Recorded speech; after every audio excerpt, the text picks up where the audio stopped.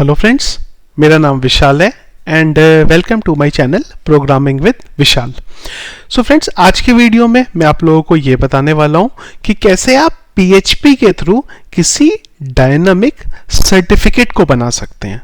मतलब कि मेरे पास एक सर्टिफिकेट का टेम्पलेट है और कैसे मैं PHP के थ्रू उस सर्टिफिकेट में, जैसे कि आप स्क्रीन पे देख सकते हैं कि मैं नेम लेके आ रहा हूं और ये डेट लेके आ रहा हूं। इसके अलावा भी अगर आपको इंफॉर्मेशन लेके आना चाहते हैं तो ला सकते हैं, पर मैं यहां पे खाली दो ही चीजों का यूज कर रहा हूं, नेम और डेट। मैं आपको ये तीन तरीके से बताऊंगा। पहला, अगर एक आपके पास PHP फाइल है नॉर्मल, उससे आप इसे कैसे बनाएंगे। अगर आप डेटाबेस से डेटा लेके आना चाहते हैं और आपको बल्क में सर्टिफिकेट जनरेट करने हैं, वो आप कैसे करेंगे।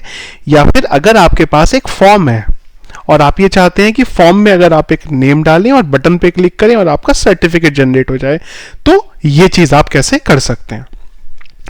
इसी के साथ फ्रेंड्स, एक रिक्वेस्ट है मेरी आपसे, वीडियो मेरा जो कोडिंग का पार्ट है वो स्टार्ट करने से पहले, कि ये वीडियो जो आप हमारा, इसको आप पूरा देखिएगा स्टार्टिंग से लेके एंड तक। क्योंकि क्या होता है, कई बार वीडियो में कुछ छोटे छोटे पॉइंट्स होते हैं जो आपके मिस हो जाते हैं और उसके बाद आपके कोड में एरर आती है और आप फिर कमेंट बॉक्स में इन एरर्स को डालते हैं कि मेरे साथ ये एरर आ रही है, मेरे साथ वो एरर आ रही है। इससे अच्छा है कि आप वीडियो को पूरा देखिए स्टार्टिंग से लेके एंड तक।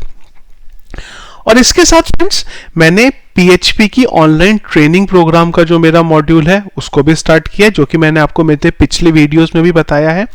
अगर आप ऑनलाइन PHP की ट्रेनिंग लेना चाहते हैं तो आप उसके लिए भी इनरोल कर सकते हैं। उसका जो लिंक है वो मेरे वीडियो का जो डिस्क्रिप्शन है वहां पे आपको मिल जाएगा।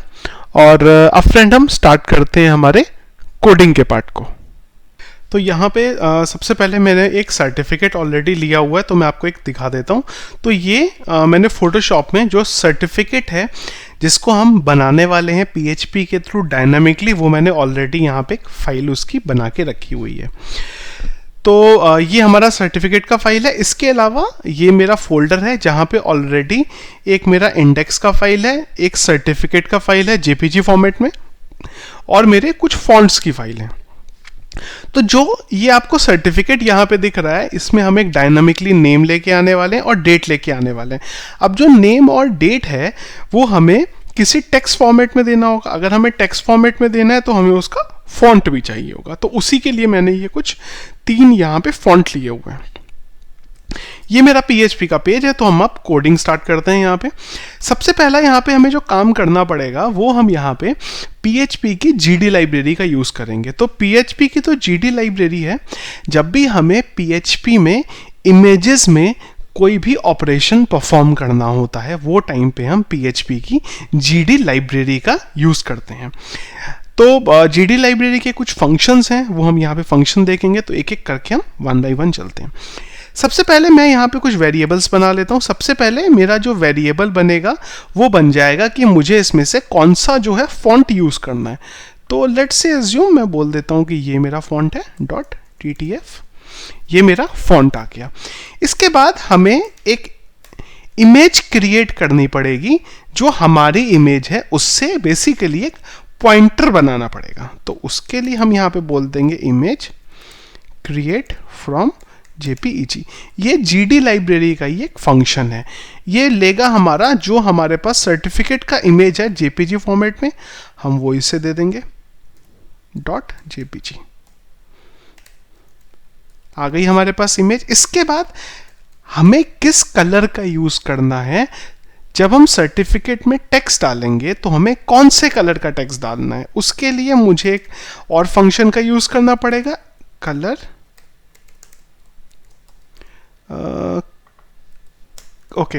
इमेज कलर एलोकेट नाम के एक फंक्शन का यूज करना पड़ेगा। ये पहला पैरामीटर अगेन जो हमारा पॉइंटर था वो लेगा। इसके बाद ये ले लेगा हमारा कलर। तो ये जो कलर लेता है बेसिकली RGB फॉर्मेट में लेता है। जैसे कि अगर मैं ब्लैक कलर चाहिए तो ब्लैक का जो मेरा RGB कलर होता है वो ये होता है। मैं वो यूज कर लेता हूँ 19 20 21 19 21 22 सॉरी 19 21 22। ये मेरा ब्लैक का RGB कलर होता है। मैं आपको आगे चेंज करके भी दिखाऊंगा कि आप कैसे उसे चेंज कर सकते हो। देन हमारा टेक्स्ट में मैं यहां डाल देता हूं नेम। सबसे पहले हमें जो विशाल गुप्ता है वो डालना है हमारी इमेज पे, ठीक है। इसके बाद आपका सबसे ज्यादा इंपॉर्टेंट फंक्शन का नाम है आपका इमेज टीटीएफ टेक्स्ट। ये आपका वो फंक्शन है जिसका हम यूज करते हैं इमेज में टेक्स्ट डालने के लिए। ये कुछ पैरामीटर्स लेता है। सबसे पहला पैरामीटर ये लेता है जो हमारा इमेज का पॉइंटर है वो ले लेगा, ये सबसे पहला पॉइंट जो इसका पैरामीटर होता है वो, ठीक है। इसके बाद ये सेकंड पैरामीटर लेता है कि जो भी हमें फॉन्ट डालना है उसका क्या साइज होगा। लेट्स से हमने 40 डाल दिया। नेक्स्ट, जो आपने टेक्स्ट डाला उसका एंगल क्या रहेगा, तो हमें स्ट्रेट डालना है, कोई भी उसे कर्व नहीं चाहिए या कोई भी उसे हमें रोटेट नहीं करना है, तो हम यहाँ पे 0 डाल देते हैं। इसके बाद हमें यहाँ पे देना होगा, हमने इमेज दे दी, साइज दे दिया, एंगल दे दिया, then x axis and y axis, तो मैं यहाँ डाल देता हूँ 200, 200, मतलब एक्स एक्सिस भी 200 और वाई एक्सिस भी 200। इसके बाद मेरा जो कलर है वो क्या है और मेरा फॉन्ट क्या है, और इसके बाद लास्ट पैरामीटर जो हमें टेक्स्ट दिखाना है वो टेक्स्ट क्या है। इसके बाद इमेज जेपीईजी, ये फंक्शन ये बताता है कि इस इमेज को जो बनी फाइनली क्या उसे कहीं सेव करना है या यहीं पे दिखा देना है, तो हमने बोला आप इसे दिखा दीजिए, कहीं पे भी सेव मत करिए। और इसके बाद जो हमारी ये हमने एक जो पॉइंटर बनाया था इसको मैं डिस्ट्रॉय कर देता हूं, यहां पे इमेज डाल दिया हमने। चलते हैं एक बार हम ब्राउजर पे और देखते हैं आउटपुट क्या आता है। तो देखिए आउटपुट कुछ बहुत अजीब आएगा, ये आउटपुट आया। तो हमें यहां पे ये बोलना पड़ेगा कि हमें इमेज चाहिए, तो हम यहां पे बोल देंगे हेडर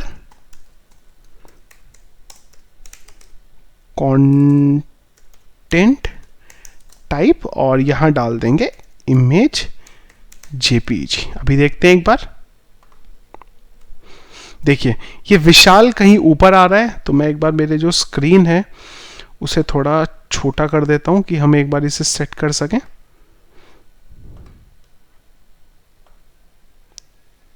ओके, ये मेरा कुछ इधर आ रहा है, तो मैं क्या कर देता हूं, इसको थोड़ा सा नीचे ले आता हूं, वाई एक्सिस से इसे नीचे कर देते हैं।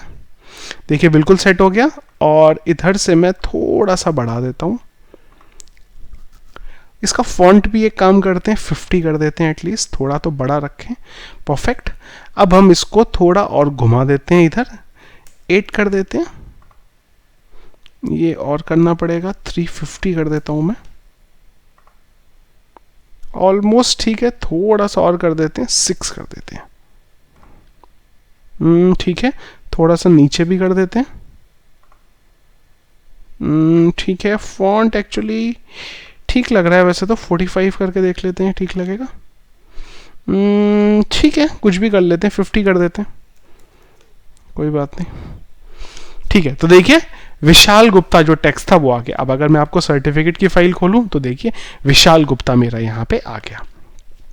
अब जो मैंने आपको चीजें बताई थी, साइज आपने देख लिया, एंगल पे मैं 30 कर देता हूं, तो देखिए क्या होगा, ये मेरा रोटेट हो जाएगा। तो हमें इसे स्ट्रेट रखना था, मैंने 0 रख लिया। ये दोनों चीजें आपको पता है, कलर आ जाते हैं। अब देखिए अगर मुझे ये ब्लू कलर चाहिए तो ब्लू कलर का हम देख लेते हैं एक बार को,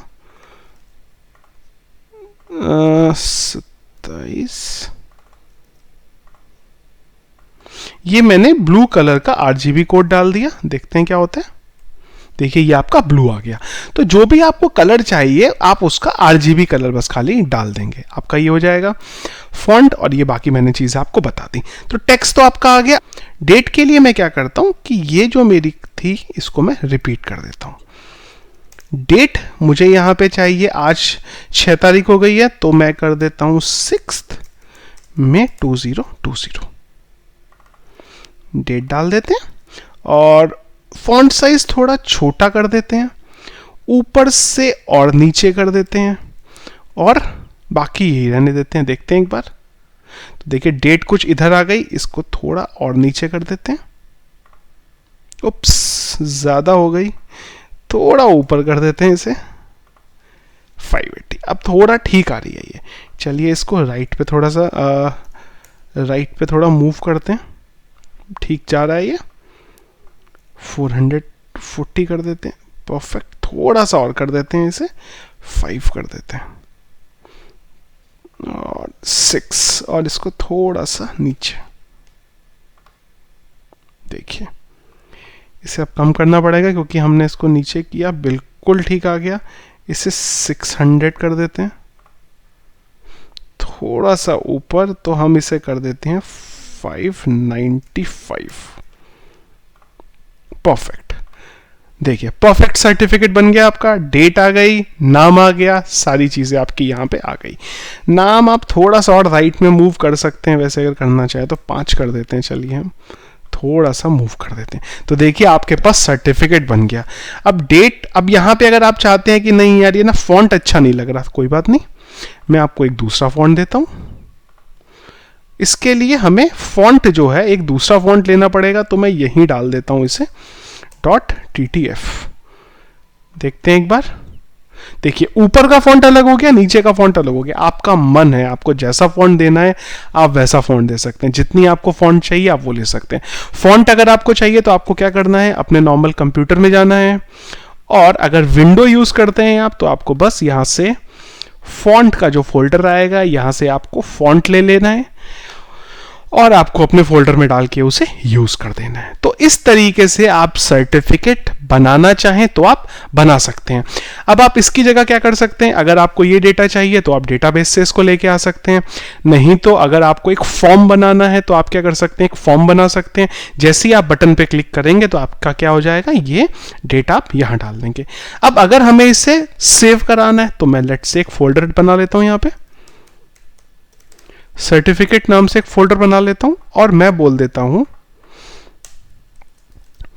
सर्टिफिकेट फोल्डर में जाके vishal.jpg। देखते हैं एक बार क्या होता है। हम गए और मैंने इसे रीलोड कर दिया। देखिए जैसे ही रीलोड किया इसने यहां पे अब दिखाना बंद कर दिया, उसकी जगह पे अगर हम यहां पे ओपन करें तो उसने यहां पे मुझे सर्टिफिकेट बना के दे दिया। तो अब अगर आपको सर्टिफिकेट सेव कराना है तो आप यहां पे अपना पार्ट डाल सकते हैं, और अगर आपको सेव नहीं कराना है तो आपको अगर डिस्प्ले कराना है तो आप इस तरीके से डिस्प्ले भी करा सकते हैं। बहुत सिंपल सा छोटा सा कोड है, इसको डायनामिकली करना है, डेटाबेस से लेके आना है, जैसे भी करना है आप कर सकते हैं। अगर हमें लेट्स से हमें एक साथ 10 सर्टिफिकेट जनरेट करने हैं तो आप वो कैसे करेंगे, तो अब मैं आपको अब यहां पे बताता हूं कि अगर आपको डायनामिकली फटाफट सर्टिफिकेट जनरेट करने हैं डेटाबेस से निकाल के तो आप वो कैसे कर सकते हैं। अब हम ये देखते हैं यहां पे, तो चलते हैं हमारे डेटाबेस के पास। यहां पे मैंने एक स्टूडेंट नाम की टेबल बना लेता हूं जिसमें मैं 3 कॉलम लेने वाला हूं, आईडी और नेम और स्टेटस। स्टेटस क्या करेगा ये मैं आपको अभी थोड़ी देर में बताता हूं। फिलहाल मैं ये दोनों ले लेता हूं, आईडी कर देता हूं प्राइमरी की सेव, और यहां पे मैं कुछ डेटा इंसर्ट कर लेता हूं। Let's say Vishal 1 Gupta, Vishal 2 dot Gupta, Vishal 3, Vishal 4। तो मैंने टोटल यहां पे 4 यूजर के नाम डाल दिए और उनका जो स्टेटस है वो 0 है। स्टेटस फिर से मैंने आपको बोला कि मैं अभी इसको आपको थोड़ी देर में बताता हूं। जो हमने ये इंडेक्स का फाइल बनाया था मैं इसकी एक रेप्लिका बना लेता हूं और यहां पे कर दे रहा हूं db_certificate। ओके, तो अब हम यहां पे क्या करते हैं, सबसे पहले चलते हैं और एक डेटाबेस की क्वेरी लिख लेते हैं। उसके लिए कनेक्शन स्ट्रिंग भी चाहिए, तो सबसे पहले मैं कनेक्शन स्ट्रिंग बना लेता हूं कनेक्ट, और ये कुछ पैरामीटर ले लेगा यहां पे, जैसे कि होस्ट, यूजर नेम, पासवर्ड और डेटाबेस का नाम। आ गया मेरे पास। एक एसक्यूएल की क्वेरी रन कर लेते हैं, mysqli_query। पहला parameter connectivity, then select star from student where status is equal to 0 limit 1। अब मैं आपको स्टेटस के बारे में बताता हूं। अब आप एज्यूम करिए कि आपके पास एक सिस्टम है जिसके अंदर अराउंड 10,000 स्टूडेंट की इंफॉर्मेशन है। अब मुझे 10,000 सर्टिफिकेट जनरेट कराने हैं। अगर आपने यहाँ पे एक साथ सेलेक्ट की क्वेरी फायर कर दी तो क्या होगा, आपका जो सिस्टम है वही हैंग कर जाएगा, क्योंकि 10,000 डेटा निकालना फिर उनके सर्टिफिकेट बनाना, इसके लिए जो आपका सर्वर है उसे बहुत सारे रिसोर्सेज यूटिलाइज करने पड़ेंगे और सर्वर कर नहीं पाएगा वो। तो यहां पे हमने क्या किया, हमने बोला कि जिस भी स्टूडेंट का स्टेटस 0 है और लिमिट 1, हमें खाली उसका रिकॉर्ड निकाल के दे। जब हमारा ये सर्टिफिकेट बन जाएगा तो हम उस यूजर के स्टेटस को 1 कर देंगे। फिर से क्वेरी रन होगी, फिर से 0 का डेटा निकालेगी, हम 1 करते रहेंगे। तो हम क्या करेंगे, 0 वाले को निकालेंगे 1 कर देंगे, फिर 0 वाले को निकालेंगे फिर 1 कर देंगे, और हमारा इसी तरीके से रोटेट होता रहेगा। ठीक है, अभी मैं चेक कर लेता हूं कि मेरे डेटाबेस में रिजल्ट है कि नहीं है।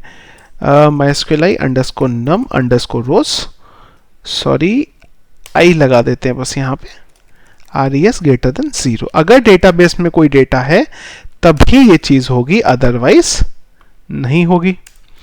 ठीक, अब हमारा जो डायनामिकली आता है वो ये नाम और ये नीचे का जो प्रोसेस है खाली वो आएगा।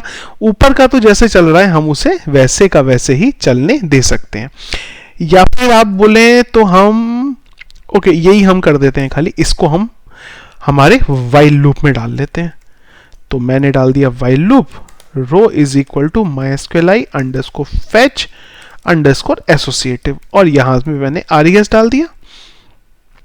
अब ये जो पूरा प्रोसेस है इसको मैंने मेरे लूप में डाल दिया।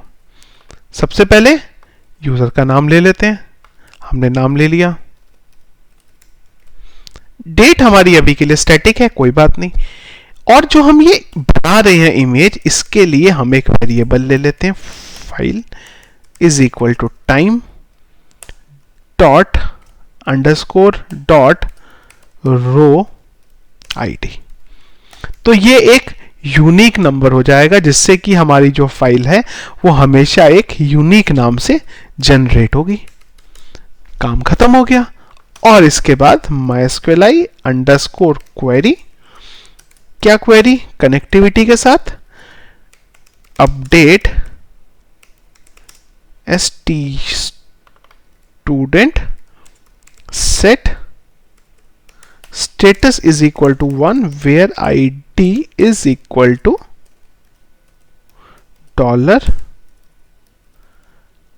ओके ये डबल कोट था, single quote double quote dot dot ROWID, that's it. अब ये क्या करेगा, जिसका भी उसने रिकॉर्ड निकाला उसका स्टेटस कर देगा और सेव कर देगा। चलते हैं एक बार और यहां चलते हैं db_certificate.php। स्टेटस अपडेट हुआ और सर्टिफिकेट में चले तो देखिए सर्टिफिकेट जनरेट हो गया। रीलोड, दूसरा सर्टिफिकेट, रीलोड एक और सर्टिफिकेट, रीलोड एक और सर्टिफिकेट, रीलोड, अब कोई सर्टिफिकेट बचा ही नहीं। क्यों? क्योंकि जितने रिकॉर्ड है सबका स्टेटस 1 हो गया। तो आप इस तरीके से भी रन कर सकते हैं। अब ये 10,000 सर्टिफिकेट के लिए आपको ये फाइल को हिट करने की जरूरत नहीं है, आप एक क्रॉन जॉब बना सकते हैं और आपकी क्रॉन जॉब जो है वो क्या करेगी, हिट करती रहेगी इस बात को और सर्टिफिकेट बनाती रहेगी। ये लिमिट अगर आप चाहें तो 1 की जगह बढ़ा के 2 या 3 भी कर सकते हैं, आपका मन है। 2 चीजें हो गई हमारी यहां पे, क्या क्या, हमने स्टैटिकली देख लिया और एक डेटाबेस से देख लिया। अब एक काम कर लेते हैं, एक चीज और देख लेते हैं खाली, कि अगर हमें एक फॉर्म के थ्रू सर्टिफिकेट बनाने हो तो हम क्या करेंगे। तो चलते हैं, यहां पे मैं क्या करूंगा कि एक फॉर्म से सर्टिफिकेट बनाऊंगा। उसके लिए मैं यही वाला कोड ले लेता हूं और यहां पे बस एक फॉर्म बना लेता हूं। फॉर्म का जो मेथड है पोस्ट ले लेते हैं, एक इनपुट टाइप टेक्स्ट बॉक्स ले लेते हैं और एक उसका नाम ले लेते हैं, लेट्स से नेम, और एक मैं यहां पे इनपुट टाइप सबमिट ले लेता हूं। अब जब भी हमारा फॉर्म सबमिट होगा, यानी कि इफ इज सेट $_post, तो ही हमारी ये कंडीशन एग्जीक्यूट होगी। नेम की जगह पे मैं ये डाल देता हूं, और जो फाइल जनरेट हो रही है उसके लिए मैं ये लाइन लिख देता हूं। बस यहां पे ये आईडी हटा देते हैं। That's it. चलते हैं और इसके आगे फॉर्म कर देते हैं। अब देखिए, मैंने यहां पे बोला जतिन शर्मा, सबमिट किया, सर्टिफिकेट जनरेट हो गया होगा। ब्लैंक स्क्रीन की आई वो मैं आपको बताता हूं। उसके लिए हमें ये हेडर की जरूरत नहीं है।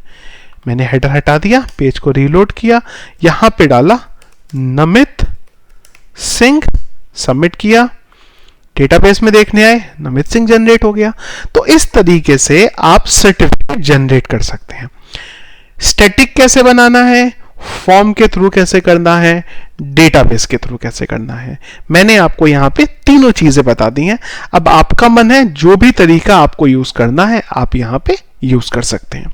तो ये तरीका हम लोग यूज करते हैं जब हमें पीएचपी में किसी इमेज पे टेक्स्ट डालना होता है, क्योंकि सर्टिफिकेट में अगर आप देखें तो हमारे पास एक प्री डिफाइन इमेज है जिसपे हम टेक्स्ट डाल रहे हैं पीएचपी के through with the help of GD libraries. तो फ्रेंड्स, ये बेसिकली तरीका है सर्टिफिकेट जनरेट करने का, या फिर आप बोल सकते हैं इमेज के ऊपर टेक्स्ट डालने का पीएचपी के थ्रू। और आई होप कि जो मैंने आपको आज का वीडियो बनाया है वो आपको क्लियर हुआ होगा, आपको सारी चीज़ें समझ आई होंगी। अगर अभी भी आपको कोई प्रॉब्लम है, कोई भी क्वेश्चन है, तो आप प्लीज़ हमारे वीडियो के कमेंट बॉक्स में अपना प्रॉब्लम डालिए। मैं हमेशा की तरह अपनी तरफ से पूरी कोशिश करूंगा कि आपका जो प्रॉब्लम है उसको रिजॉल्व कर सकूं। इसी के साथ फ्रेंड्स, अगर आपको ये जो हमने स्क्रिप्ट बनाई है ये चाहिए, तो उसका लिंक भी मैंने मेरे वीडियो के डिस्क्रिप्शन में दे दिया हुआ है, आप वहां से उसे डाउनलोड भी कर सकते हैं। और इसी के साथ फ्रेंड्स, अगर आपको ये वीडियो पसंद आया तो प्लीज़ वीडियो को लाइक करिए और उसी के साथ हमारे चैनल को सब्सक्राइब भी करिए। Thank you.